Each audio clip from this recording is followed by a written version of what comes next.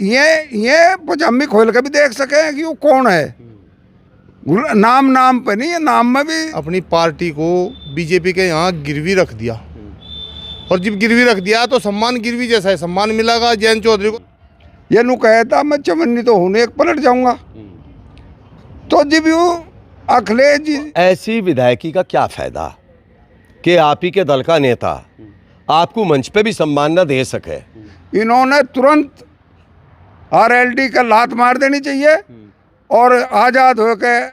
स्वागत है आप सभी का हिंदुस्तान 24 पर, और मैं आप सबके साथ विपिन चौधरी। कल मुजफ्फरनगर में उत्तर प्रदेश के मुख्यमंत्री योगी आदित्यनाथ और राष्ट्रीय लोकदल के अध्यक्ष जयंत चौधरी ने एक सभा को संबोधित किया। किसानों की भारी संख्या इस जनसभा में मौजूद रही, लेकिन जिस तरीके से सिवाल खास से आरएलडी के विधायक गुलाम मोहम्मद को मंच पर जाने नहीं दिया गया, उसको लेकर लोगों में बड़ी चर्चाएं हैं। अब इसके पीछे आखिर वजह क्या हो सकती है, इस तरीके की बेइज्जती गुलाम मोहम्मद की क्यों हुई, और सवाल ये भी है कि इस मंच पर यह बेइज्जती गुलाम मोहम्मद की हुई या फिर राष्ट्रीय लोकदल की हुई। तस्वीरों में आप देख सकते हैं कुछ किसान इस समय हमारे साथ में मौजूद हैं, और शुरुआत मैं आपसे करूंगा, जिस तरीके से गुलाम मोहम्मद के साथ व्यवहार किया गया तो उसे आप किस तरीके से देखते हैं? देखो, जो व्यवहार विधायक जी के साथ में हुआ वो असंवैधानिक है। वो एक पार्टी के विधायक हैं, उनके राष्ट्रीय अध्यक्ष उस समय मंच पर मौजूद थे। किसी अधिकारी की कैसे हिम्मत हुई उन्हें ऊपर मंच तक नहीं जाने दिया, ये बात हमारी समझ से तो पर है। हमारा तो ये मानना है कि गुलाम मोहम्मद जैसे विधायकों का लोकदल में कोई सम्मान नहीं है। वहाँ वो केवल और केवल वैसे ऊपर पड़े, समझ लो जिसका देने को ऊपर पड़े, में तो ऊपर पड़े हैं, वहाँ उन लोगों का कोई सम्मान नहीं है। सम्मान होता तो उनको भी मंच पे जाने दिया जाता। गुलाम मोहम्मद का सम्मान नहीं है या राष्ट्रीय लोकदल में मुस्लिमों का सम्मान नहीं है? राष्ट्रीय लोकदल में इससे तो ये प्रतीत हो रहा है कि राष्ट्रीय लोकदल में मुस्लिमों का भी सम्मान नहीं है। राष्ट्रीय लोकदल आज गिरवी रखा गया है बीजेपी के यहाँ। जो बीजेपी चाह रही वही राष्ट्रीय लोकदल कर रहा। वहाँ मुसलमानों का सम्मान नहीं है तो लोकदल का भी सम्मान नहीं है बीजेपी में। स्पष्ट सी बात है, इसी वजह से उनका सम्मान नहीं है। राष्ट्रीय लोकदल के अगर विधायकों की हम बात करें तो जो विधायक जीतकर विधानसभा में पहुँचे हैं उनमें मुस्लिमों का बड़ा योगदान रहा। मुस्लिमों ने दिल खोलकर राष्ट्रीय लोकदल के प्रत्याशियों को वोट दिया, तो उस समय तो राष्ट्रीय लोकदल मुस्लिमों को पसंद कर रही थी। लेकिन अब आप बोल रहे हैं कि भाई राष्ट्रीय लोकदल में मुस्लिमों का सम्मान नहीं है, तो क्या इसके पीछे वजह बीजेपी है, जिस तरीके से राष्ट्रीय लोकदल और बीजेपी का गठबंधन हो गया है? देखो, जिस समय चुनाव हुआ था, जिस समय टिकट दिए गए थे, इनका गठबंधन समाजवादी पार्टी के साथ में था, और वहाँ हमारे जो राष्ट्रीय अध्यक्ष अखिलेश यादव जी हैं उनका भी दिल बहुत बड़ा था। दिल बड़ा होने की वजह से इन लोगों को टिकट मिले और ये चुनाव भी जीते। चुनाव जीतने के बाद में क्या परिस्थितियाँ रही, राष्ट्रीय लोकदल के राष्ट्रीय अध्यक्ष ने अपनी पार्टी को बीजेपी के यहाँ गिरवी रख दिया, और जब गिरवी रख दिया तो सम्मान गिरवी जैसा है, सम्मान मिलेगा जयंत चौधरी को सम्मान मिल गया होगा, विधायकों को सम्मान नहीं मिल रहा। वो तो खुले मंच पर सबके सामने आ रहा। तो मेरा तो यूँ मानना है कि वहाँ ना राष्ट्रीय लोकदल का सम्मान है और ना वहाँ उसके विधायकों का सम्मान है। वो सब लोग वहाँ केवल ऊपर पड़े काम कर रहे। बाकी मेरी समझ में ये बात बिल्कुल नहीं आ रही कि वहाँ इनका कोई सम्मान है। गुलाम मोहम्मद वहाँ पर जो वीआईपी सूची थी उसमें अपना नाम ढूंढते रहे, और किस तरीके से पुलिस के बड़े अधिकारी उन्हें मंच पर चढ़ने से रोकते रहे, किस तरीके से उनकी फजीहत हुई, वो तो आपने भी ज़रूर देखा होगा। हाँ, बिल्कुल देखा हमने। एक बात बताओ, उस क्षेत्र का क्षेत्रीय विधायक है और उसका नाम सूची में नहीं है, इससे बड़ा मान क्या हो सके? और इससे बड़ा मान तो हो नहीं सकता कुछ भी। तो ये सब मेरा कतई बिल्कुल बीजेपी के लोगों का जानबूझ के सोची समझी साजिश के तहत इन लोगों का अपमान किया गया। विधायक का भी अपमान किया गया, और ये ना कहें जयंत चौधरी का भी अपमान किया गया। वो चाहे कथे रहे कि नहीं हमारा अपमान नहीं हुआ, लेकिन उनका भी अपमान किया गया। इनको वे मतलब अपना ऐसा नहीं मानने कि नहीं है हमारे साथी हैं, ऊपर पड़े हुए मान रहे इन्होंने कि ऊपर पड़े हुए हैं, हमारे साथ रहेंगे। इनकी मजबूरी है, क्या मजबूरी है वो जानते होंगे। मुस्लिम समाज के जो लोग आरएलडी से जुड़े हुए हैं तो वो इस बात को महसूस क्यों नहीं कर पा रहे? नहीं, वो महसूस कर रहे, कल चुनाव आवा, कल चुनाव आने पर बता देंगे। महसूस कर रहे, महसूस क्यों नहीं कर रहे? किसी समाज के आदमी की आप बेइज्जती करोगे और यूँ समझोगे कि नहीं वो महसूस नहीं कर रहे, ऐसा नहीं हो सकता। समय आने दो, समय आने पर बताएंगे। और मुझे तो यूँ अंदाज़ा लगे कि जयंत चौधरी इस कंडीशन में रहा भी नहीं किसी मुसलमान तक के टिकट दे देगा। मेरा तो यूँ मानना है कि वो आगे टिकट दे भी नहीं पाने का इन्होंने।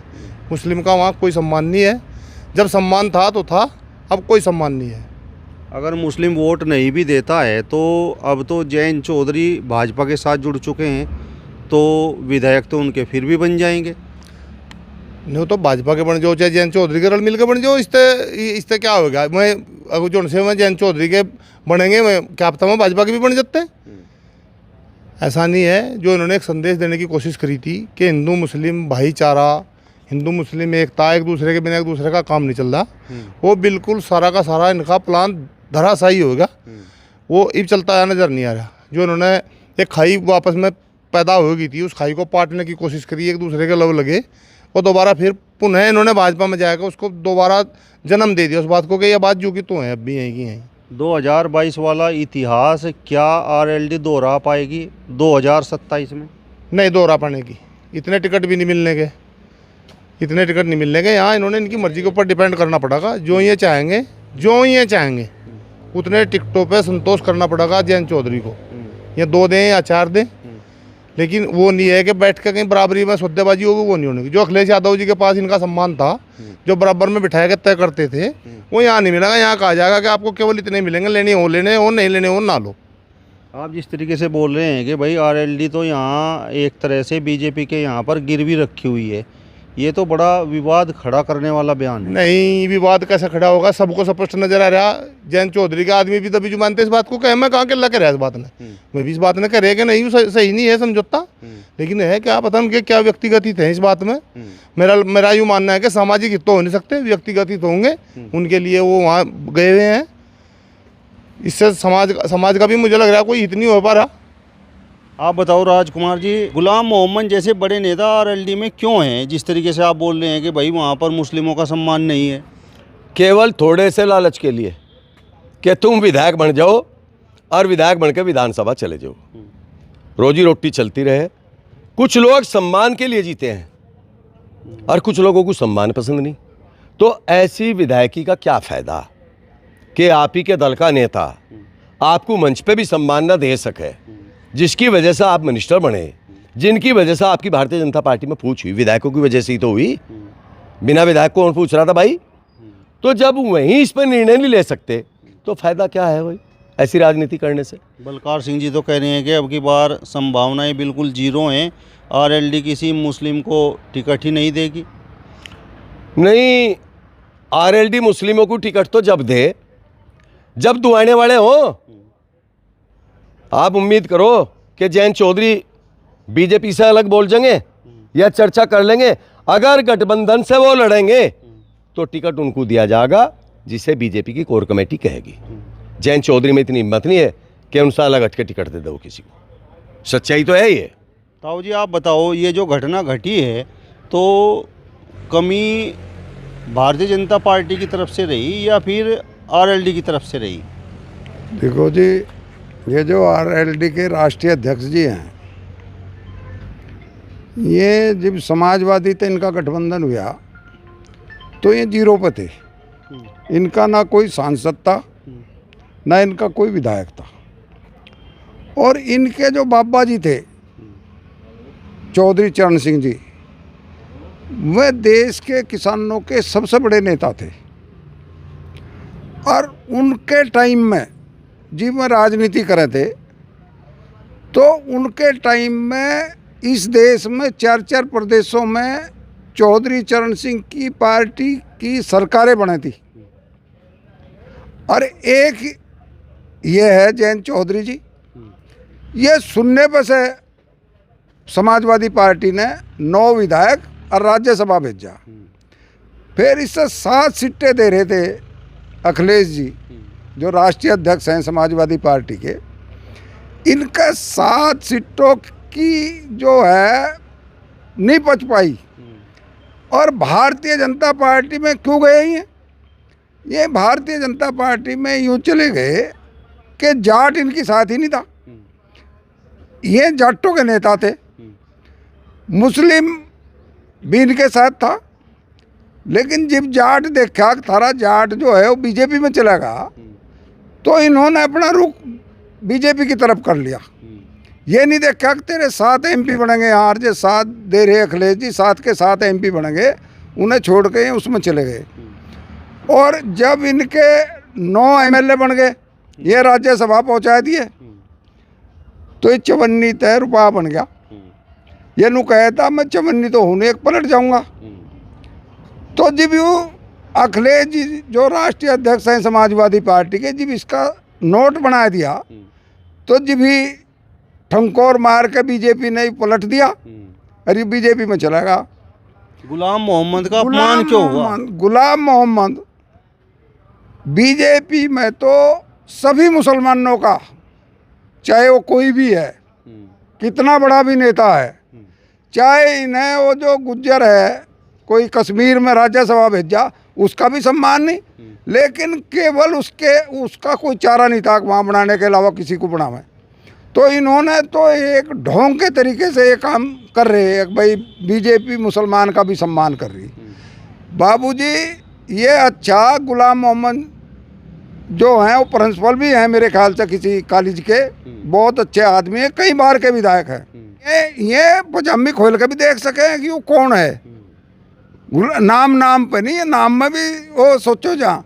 तो ये जो है चौधरी साहब, ये इन्हें तो ये जो बलकार जी ने कहा कि इन्हें गिरवी रख दी, इन्हें अपनी पार्टी ही गिरवी रख दी। और ये भी सही है कि मुस्लिम को आगे कोई टिकट भी नहीं मिलता।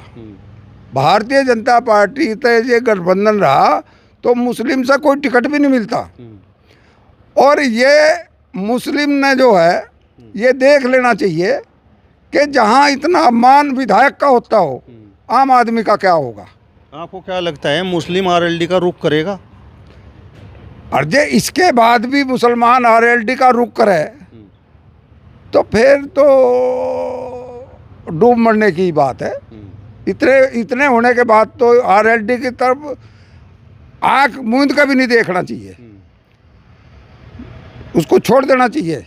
गुलाम मोहम्मद का चेहरा उस समय देखने लायक था, वो अपनी बेइज्जती महसूस कर रहे थे जब पुलिस वालों ने उन्हें मंच पर नहीं चढ़ने दिया। बाबूजी किसी की भी यदि बेइज्जती होगी कहीं भी, चाहे छोटे समाज में हो बड़े समाज में हो, तो वो तो गमगीन तो होगा, लेकिन अपनी विधायकी बचाए रखने के लिए। नहीं तो ये जो जल्लाबाद के बहुत अच्छा परिवार है और गुलाम मोहम्मद साहब भी बहुत अच्छे प्रिंसिपल भी है किसी संस्था के, इन्होंने तुरंत आरएलडी का लात मार देनी चाहिए और आज़ाद होकर समाजवादी पार्टी में शामिल हो जाना चाहिए दोनों विधायकों ने। 2027 में क्या आपको लगता है जिस तरीके से 0 से 9 पर आरएलडी पहुंच गई थी, 27 की संभावनाएं क्या हैं? जिस तरीके से उसके वोटर्स का, आरएलडी के वोटर्स का अपमान हो रहा, इससे तो लगे फिर सुनने पर चले जाएंगे। नहीं, अगर मुसलमान आरएलडी को छोड़ता है तो आरएलडी के साथ अब भाजपा का वोट भी तो लगेगा ना। इस तक कोई टिकट ही नहीं देने का, मैं तो अपने लोगों को तो टिकट देंगे, भारतीय जनता पार्टी वाले आरएलडी तक क्यों देंगे। आरएलडी तो वो बना रखा मंत्री, और वो भी नहीं पता, मेरे ख्याल तक किसान तो जानते भी नहीं किस विभाग का मंत्री है। कृषि विभाग तो है नहीं मेरे ख्याल से इस पर, और जब कृषि विभाग होता तो लोग जानते भी भाई हमारा विभाग है, इस पर चलो कहीं मिल लो, लेकिन उससे तो शायद वास्ता भी किसी का नहीं पड़ता होगा। विपिन भाई जी एक छोटी सी बात मैं बतानी चाह रहा आपको। गुलाम मोहम्मद जी बड़े सम्मानित आदमी, एजुकेटेड हैं और भले आदमी, पुराने आदमी, और उन्होंने समाजवादी पार्टी में भी रहे। कभी आप व्यक्तिगत तौर पे मिली हो गुलाम मोहम्मद जी को और उनसे ये पूछियो कि समाजवादी पार्टी के राष्ट्रीय अध्यक्ष मुलायम सिंह यादव जी कितना सम्मान उनको करते थे और कितना देते थे। वो अलग बात है कि वो राजनीतिक तौर से बेचारे चले गए, और एक कौम की बात नहीं मैं करता, सर्व समाज के नेताओं को, सर्व समाज के कार्यकर्ताओं को, सर्व समाज की जनता को जितना सम्मान समाजवादी पार्टी में मुलायम सिंह यादव जी या अखिलेश यादव जी देते हैं, मुझे नहीं लगता किसी दल में और कोई देता होगा। ताऊ जी एक तस्वीर और सामने आई है। पहले तो तस्वीर इस तरीके की आई कि भाई गुलाम मोहम्मद को मंच पर चढ़ने नहीं दिया। इसके बाद एक तस्वीर ये वायरल हुई कि गुलाम मोहम्मद वहीं मंच पर खड़े हुए दिखाई दे रहे हैं। तो जो आरएलडी के लोग हैं वो तो इस खबर का ही खंडन कर रहे हैं कि भाई गुलाम मोहम्मद की किसी तरीके की बेइज्जती हुई है। देखो जी, बेइज्जती ना होती तो ये क्यों चलता। बेइज्जती तो हुई, हो सके दोबारा कहीं से ढूंढ ढांड कर उसे स्टेज पर खड़ा कराया हो। भाई ये जो फजीयत हो रही है आरएलडी की और बीजेपी की, इसकी तरफ करके कोई मूतने का भी नहीं, तो इसे क्यों खाम खा इसे स्टेज पर ही खड़ा कर लो, इसे बुलाएगा कहीं तक, तो इस वजह से वो खड़ा कराया हो। चलिए, तो फिलहाल इस वीडियो में बस इतना ही। अगली वीडियो में फिर आपसे मुलाकात होगी, तब तक बने रहिए हिंदुस्तान 24 के साथ। नमस्कार।